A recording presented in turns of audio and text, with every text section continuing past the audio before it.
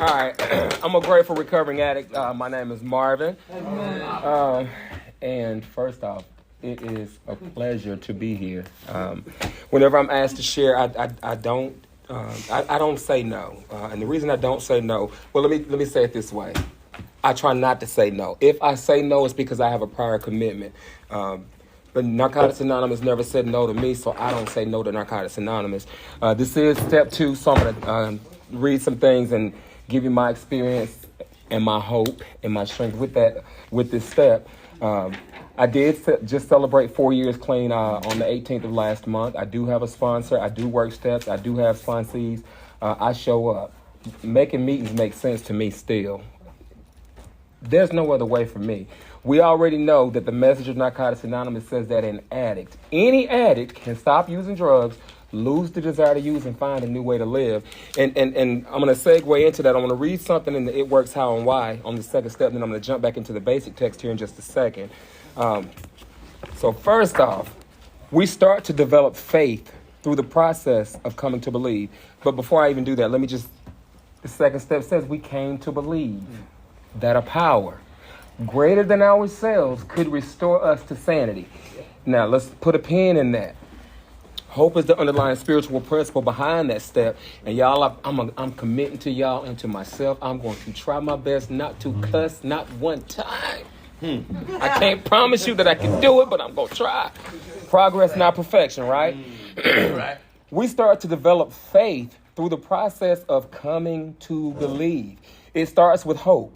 For some of us, this may be only a faint spark at first, perhaps just a thought that maybe if we work this program, our lives will get better. Our hope turns to faith as our lives begin to improve. I like to say hope is the caterpillar, faith is the butterfly. That's my thing. Y'all can. I didn't copyright that. Y'all can take that. Just give me credit for it, okay? No, I'm just kidding. For many of us, faith can be described as a belief in something intangible. After all, who can logically explain the sudden lifting of an obsession to use drugs? Yet this has happened for many of us. With our hope for a different life and the beginnings of our faith that recovery is possible, we start the process of coming to believe in a power greater than ourselves. Now, the interesting thing about that second step is when you read it, it doesn't specifically talk about God, but we know that our steps are centered in, rooted in, and all about God, right? And if you have a problem with God, trust me, he doesn't have a problem with you. You can look at it as good, orderly direction, group of drug addicts. You can look at it as whatever you want to look at, but I look at it like this: grow or die. Because if you're not growing, you're dying. If you are not growing, you're dying. You show me a flower that's not growing, what's happening? It's dying. If you ain't progressing, you're regressing. You're going in the wrong direction. That's all I'm saying. Now, this is not specifically talking about God, and that's okay. That is okay. Because in the process of coming to believe, a lot of us get here, we don't know what to believe. And I want to read something else. The second step is necessary if we expect to achieve ongoing recovery.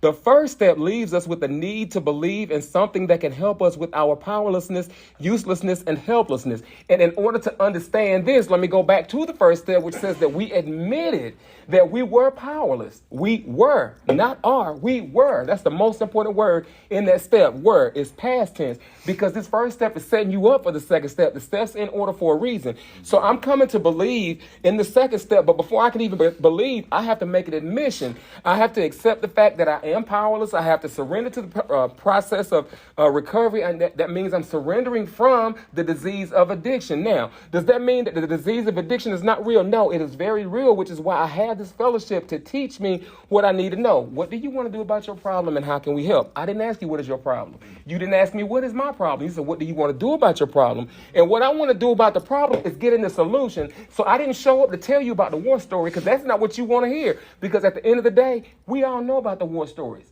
What do you want to do about your problem? And if you're here, that means you came to believe, because that's what the second step said. So let me sow into your life so you can get to that place that you have hope. Hearing other people's experience, how your own pain ends. To me, hope is helping other people elevate. But I can't help you elevate if I don't elevate.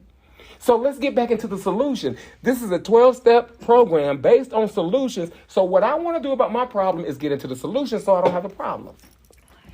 Doesn't mean the problem doesn't exist. It just means I know how to handle it now. The good thing about this, again, we came, first step, We admitted that we were powerless over our addiction and that our lives had become unmanageable. The honesty, acceptance, and surrender of that first step is now setting me up so that I can come to believe that hope is taking sprout. Hope is the caterpillar, faith is the butterfly. Now, isn't it amazing? The third step, the spiritual principle behind that one is, I'm going to let somebody else handle this next week, but I got to touch on this right now. Faith is the spiritual principle of the third step. Faith. Finally allowing it to happen. But guess what? It's not going to happen if I don't have hope.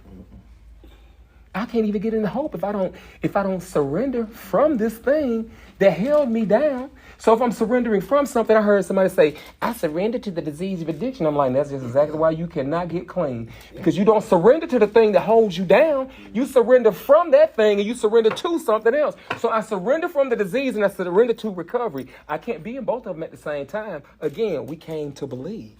So what do you believe? I'm about to help you understand that. This is what you believe. The first step has left a vacuum in our lives. We need to find something to fill that void. Some of us didn't take the step seriously at first. We passed over it with a minimum of concern, only to find the next step would not work until we worked step 2. Even when we admitted that we needed help with our drug problem, many of us would not admit to the need for faith and sanity. We have a disease, progressive, incurable, and fatal. Insanity is repeating the same mistakes and expecting different results. Now, let me challenge that real quick. 4 years, I have not had a mood or mind-altering substance in my body. So that tells me it's not about the drugs. For 4 years, I have worked this process of recovery until I am not the person I was when I walked in these rooms.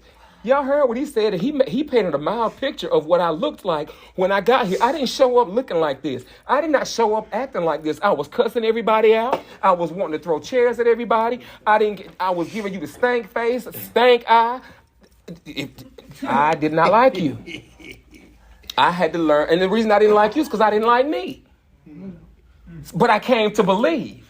And after a while, the hope that I had from the second step, it started sprouting. Remember I said hope is the caterpillar, faith is the butterfly. I finally got faith. Why? Because just for today, I will have faith in someone in NA who believes in me and wants to help me in my recovery. That wasn't just my sponsor, but it started with my sponsor. And the thing about it is, even with 4 years clean, I still call my sponsor on the daily. I don't miss it. I don't miss. If I call him and he doesn't answer the phone, that's okay. I still call him.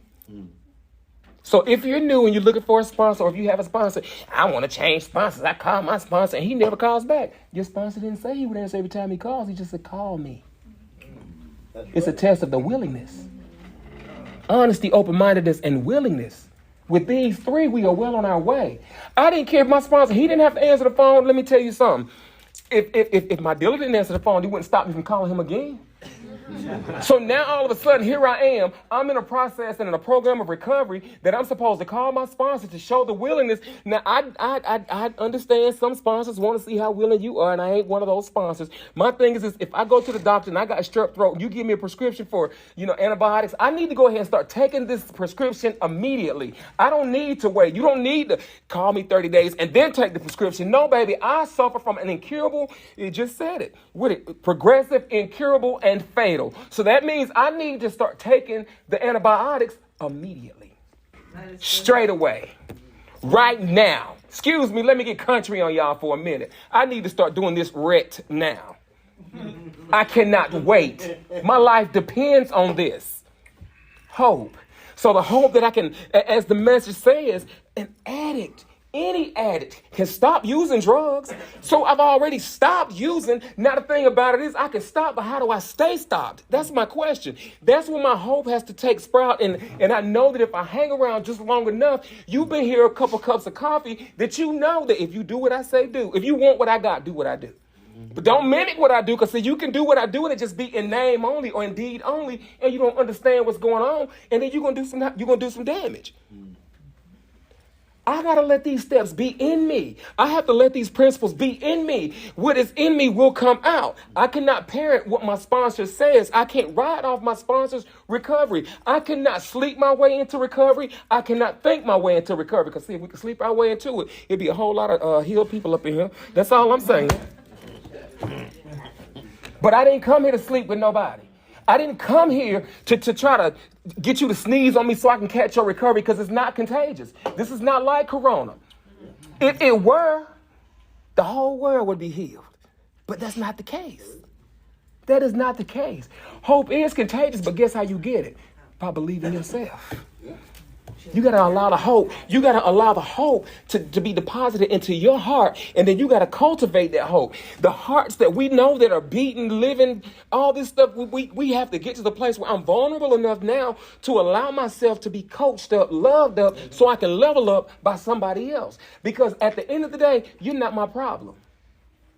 You're not my problem. Personal accountability, personal responsibility. I want to become accountable, acceptable, responsible, and productive in society. Well, guess what? The only way that I can do that is if I do it. I can't try to do it. I got to do it. Nike never said just try it. They said just do it. When I sit down to eat, I don't try to eat. I eat. If I'm drinking water, I don't try to drink water. I drink. If I'm trying to drive a car, I'm not driving. Either I'm driving or I'm not driving. Stop trying. Are you trying to recover or are you recovering? I ain't trying. I'm recovering. How do I know? Because I don't look like what I looked like when I got here.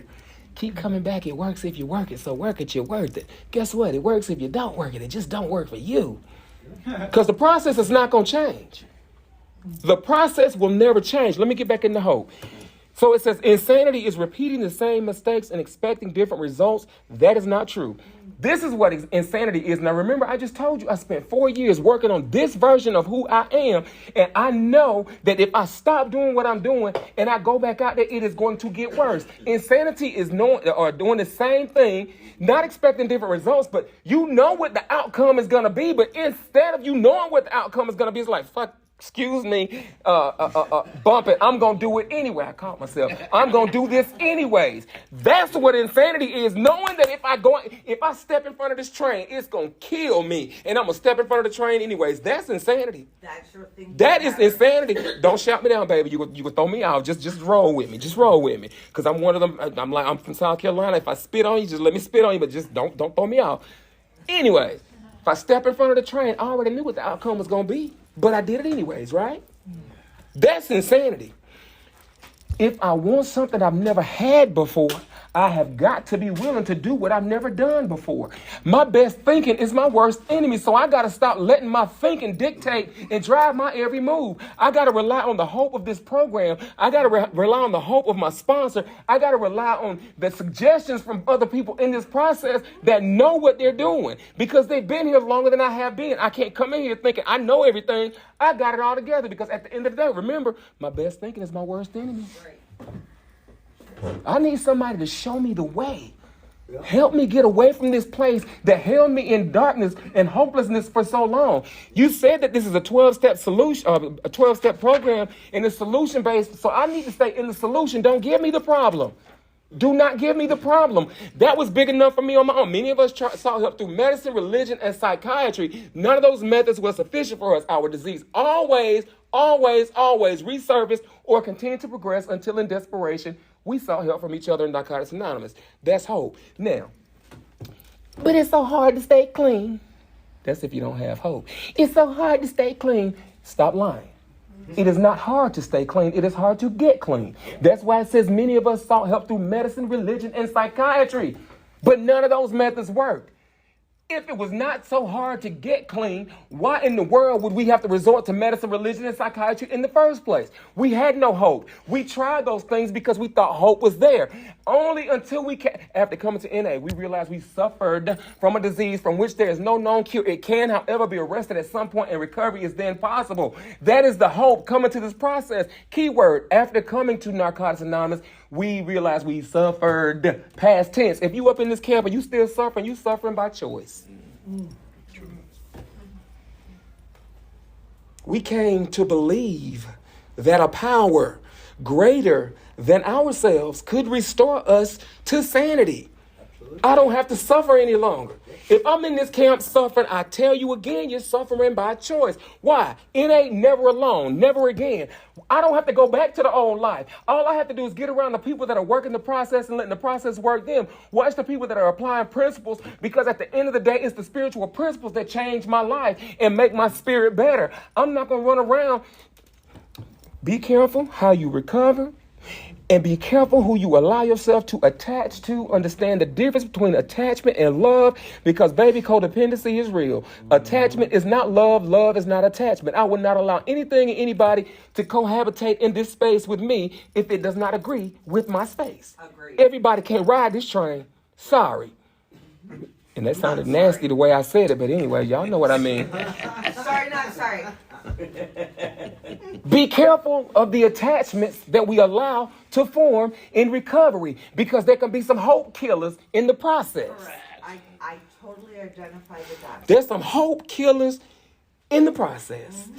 The thing that I need to hold on to, I have to hold on to. So as I'm healing, my spirit was broken before I got here. That's what the first step says. I have to admit some stuff. And when it ain't cute to cry. Well, sometimes you have to have that ugly girl cry. You know what I'm saying? Or that ugly boy cry. And just get it out. But I'm coming to this process where I got to get all of this out. So now I can allow the hope to come in. And when the hope comes in, I can now sit back and I can... Because somebody is going to take my hand and they're going to guide me through this process. And then I get to the place that just for today, my thoughts will be on my recovery, living and enjoying life without the use of drugs. Not only do I get to live my life, but I get to enjoy the life that I'm living without the use of drugs. Why? Because I got some spiritual principles that are cleansing the house now. And the reason I stay clean is because, guess what? You can't pour new wine into old wineskins. So what y'all need from me, I got to make sure I get a fresh daily dose of hope, because I can't serve you stale hope. Yesterday's recovery was good for yesterday, but what am I doing for today? So I got to make sure that my temple stays clean. I got to make sure my spirit is right, because I got to make sure I'm giving you, it can't be tainted water. I got to give you water that you can drink. Somebody did that for me, so now I got to give away what I've gotten so freely. That's why I don't say no to service. Now, there are things that I will say this. When it comes to service, I don't have a favorite form of service. Service is service. Now, if it doesn't speak to my spirit, it doesn't agree with what just because you want me to do it, baby. Okay, you want me to do it. That don't mean I'm going to do it. I'm not a people pleaser. I learned that when I got here. Just because you want me to serve on this committee, baby, if it doesn't speak to me, I'm not going to do it. What keeps you clean might get me high. What keeps me clean might get you high. True. I am selective with what I engage in. That's a part of recovery too. Manageability. Too much of a good thing is a bad thing. That includes service. Oh, hell yeah. I'm going to say that again. Too much of a good thing is a bad thing. That includes service. I don't want to hear that. Trying to have me sponsoring and I'm on step 2. No. No. Can we start me at the door greeting somebody? Can I make some coffee? Can I just carry your step, your basic text? Can I just love on somebody, let somebody love on me? I've been here for 2 days and you want me to be on a committee? Really? No. I done got way off track. Actually, I didn't. The most obvious insanity of the disease of addiction is the obsession to use drugs. The first thing we do is stop using drugs. At this point, we begin to feel the pain of living without drugs or anything to replace them. The pain forces us to seek a power greater than ourselves that can relieve our obsession to use. And the thing about it is we come in here and we recover at different rates, and that's okay. Some of us lose the desire immediately. Some of us, it takes a little while longer. But the thing is, if you stick with the process, I can promise you, you will lose the desire. Something else I've learned, my attention follows my desire. If I keep my attention on my recovery, my desire is always going to be on my recovery. If I continue to think about recovery and I continue to desire recovery, how in the world can I get caught up worried about addiction and the dopamine? I'm walking down the street. If I'm scared I'm going to find a crack pipe somewhere. No, child, my desire is on my recovery. So if there's a crack pipe there, oh, well, it's just there. I have enough courage. I have enough recovery to tap into myself. Remember, I got hope. I don't have to. Just because there's a crack pipe in my presence, even if it's loaded, I ain't got to use it because I know what I've gotten since I've been here. Nothing can compare to this life. I'm happy, I'm joyous, and I'm free. Why? Because this way of life has promised me freedom from active addiction. I don't have to go back where I came from. I refuse to go back to a place that I had to pray my way out of. I refuse. There is no amount of dope that anybody can throw my way. There is no amount of sex that anybody can throw my way along with it. There's none of it. This way of life works so much better. This side of the track is so much better than that side of the track. I surrendered from the disease of addiction, and I've surrendered to the process of recovery. I cultivate the relationship with the power greater than myself that I have, and it can be these rooms, but for me, I do have a power greater than myself that I choose to call God. You call him whatever you want to. If you want the doorknob to be your God, that's on you. If you like it, I love it. But when you need that doorknob, if you say doorknob come, if that doorknob don't come, I suggest you find a new God. That's all I'm saying. Our understanding of a higher power is up to us. The only suggested guidelines are that this power be loving, caring, and greater than ourselves. We open our minds to believe. We may have difficulty with this, but by keeping an open mind, sooner or later, we find the help that we need. God will do for me what I can't do for myself. All it takes is a desire. Just a little dab will do you. I'm from the country, and we say that I'm just a little dab will do you. If I wanted to use just a little bit of a desire, just a little bit of a session would lead me to pick up. But just a little bit of a desire to recover is all I need. Just a little bit. Nobody can measure my desire. The only requirement for membership is a desire to stop using. You cannot put a measurement on my desire to be here. Last time I checked, I don't know anybody in their right mind that would run up in a room with a bunch of people whose lives were all jacked up, tore up, blown up, and beat up and everything else. Women that's sold bodies for next to nothing. Men that's done some strange for change and some strange for no change and everything. Now, I can't tell nobody that I would come into a place like that if I did not have a desire to stop using. Correct. So I'm here, and I'm here for a reason. And if you're here for a reason. You want hope. Hope is the caterpillar. Faith is the butterfly. Those first 3 steps are, if I don't get these, I have to work the first step thoroughly.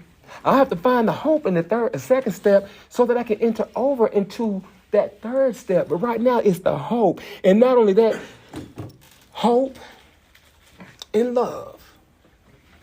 2 spiritual principles that I can give away. All the rest of them are for me. Hope and love, I give away. All the rest of them are for me. Service I can give away too, but it's rooted in love. Hope and love. What am I going to do with that? What am I going to do with that? We made no, that's not where I was going. We came to believe that a power greater than ourselves could restore us to sanity. I have been restored to sanity today. I know what's going to happen with any situation. The good news about coming to this fellowship is that life becomes, I have to admit that I'm unmanageable. The good news is that I start managing my life. But the bad news is I'm still unmanageable. I'm just less unmanageable than I was when I got here. I just know how to compartmentalize things now, and I know how to prioritize what needs to be managed. See, that's real management. The only control that I have is none. Let me say that again. The only control I have is none. I am powerless. The sooner I accept that, the easier my process goes. And if I'm powerless over the disease of addiction in my life, that means I'm not powerful over the disease of addiction in your life. That's why I don't hang with using addicts. I don't care how bad I want you to get it. If you don't want to get it, I can't make you get it. Before I get you clean, you'll get me dirty. The best thing I can do for you is pray for you. Take some of my hope, use that hope, pray for you, and I hope you get it. But if you don't get it, it ain't gonna change my clean date. Because I came to believe that a power greater than myself could restore me to sanity. I didn't come up in this camp believing that he could restore you to sanity. Now, I know it can, but if you don't believe it, doesn't matter. Your belief overrides mine. How am I doing on time? You trying to tell me to shut up? Another 3 minutes. Okay. I mean, you can just come out and say shut up. Let me give y'all one more piece of thing. Let me give y'all one more. Let me give y'all one more piece of thing, and then I'm gonna shut this down. One more piece. We talked and listened to others. We saw other people recovering, and they told us what was working for them. We began to see evidence of some power that could not be fully explained. Confronted with this evidence, we began to accept the existence of a power greater than ourselves. We can use this power long before we understand it. And when I got to that first step, that power was working in my life, whether I knew it or not, so that I could admit some stuff so that I can get help, because until I admit it, I can't be helped anyways. As we see coincidences and miracles happening in our lives, acceptance becomes trust. We grow to feel comfortable with our higher power as a source of strength. As we learn to trust this power, we begin to overcome our fear of life. The process of coming to believe restores us to sanity. The strength to move into action comes from this belief. We need to accept this step to start on the road to recovery. When our belief is grown, we're ready for step 3. Again, the message of Narcotics Anonymous is that any addict, can stop using drugs, lose the desire to use, and find a new way to live. Lost dreams awaken and new possibilities arise. If you want that to happen, you better get you some surrender, you better get you some courage, you better get you some serenity, and you better get you some wisdom. I'm happy, joyous, and free because I got all of that and then some. I'm a grateful recovering addict, Marvin. Thanks for letting me share.